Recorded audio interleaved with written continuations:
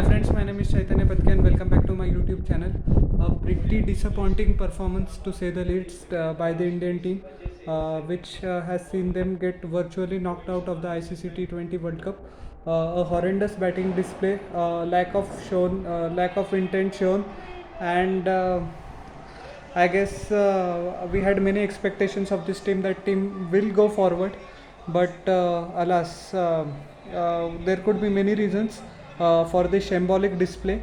But anyway, with a heavy heart, I am doing this analysis. But what can I do more? India just managed 110 for 7 in 20 overs. At one stage, it seemed that if we cross 90 runs, that would be well enough.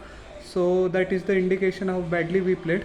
Ish Sodhi was adjudged the man of the match because he bowled pretty well in 4 overs. He gave away 17 runs, taking 2 wickets. Team Saudi took 1 wicket by giving away 26 in 4. And Trent Bolt also bowled brilliantly by taking 3 wickets and giving away 20 runs in his 4 quota of overs. Ravindra Jadeja top scored with 26. Lusty blows towards the end of the innings, but rest of the batsmen disappointed. Hardik Pandya scored 23, but he took 24 balls, looked woefully out of form, woefully out of rhythm, and KL Rahul scored 18 of 16. The two big players of Indian batting lineup, the talismanic Virat Kohli and Rohit Sharma, both flopped miserably. Rohit Sharma in particular was demoted down to from his opening slot. Ishan Kishan was tried because Surya Kumar Yadav was unfit. That move backfired pretty magnificently, I would say.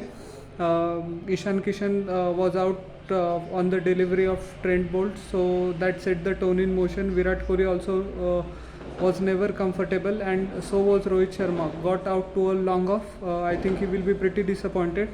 But the lack of intent shown by the Indian team baffled me the most. And when it comes to the New Zealand batsmen, they didn't show lack of intent at all, I would say. 111 for 2 inches, 14.3 over. They hammered us by 8 wickets and by 33 balls to spare. Our net run rate has taken a lot of beating now, and it is virtually impossible for us to qualify for the World Cup. Now we have to depend on permutation of and combination of other teams.